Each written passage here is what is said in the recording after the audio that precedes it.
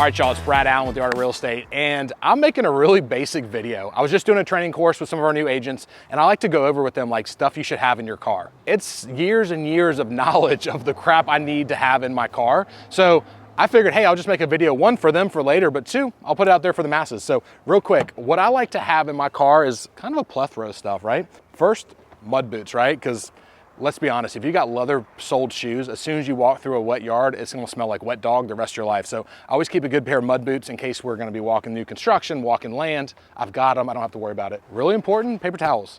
I've had more people spill stuff in listings, kids hit their head and it's bleeding, whatever, but this is super important to always have. I know, super basic, I get it. Hopefully y'all know what this is. It's a water key. Helps you turn off the water main at most houses, especially down in the South. You need to have it. $8, $10, you can get them at Sam's, Walmart, whatever. But this is gonna be a lifesaver when you go to check on a vacant listing, you go to actually show a vacant listing and the water's just pouring out of somewhere it shouldn't be. Go in the front yard, turn it off.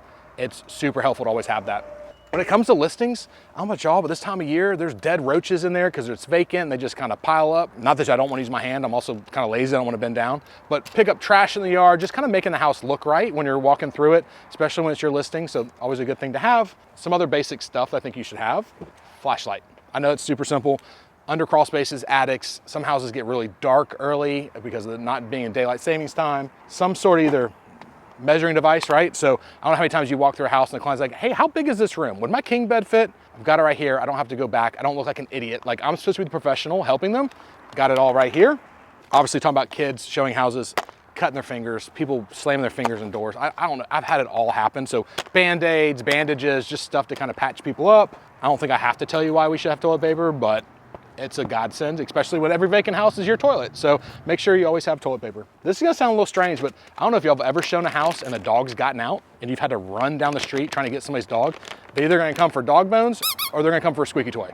It works. Cats, I don't really care about cats. They can keep running. They'll come back eventually, or if not, I don't really care. I don't like cats. But dogs, I wanna make sure they get back. Always good to have duct tape, not just for weird purposes, but you just never know when you need duct tape. It's a good thing to have. Maybe something's breaking, maybe something's not staying shut, who knows.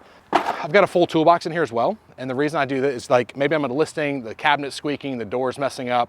I can go in there and touch it up, fix it, or got to pry open a lockbox that's not working. Like that's helpful.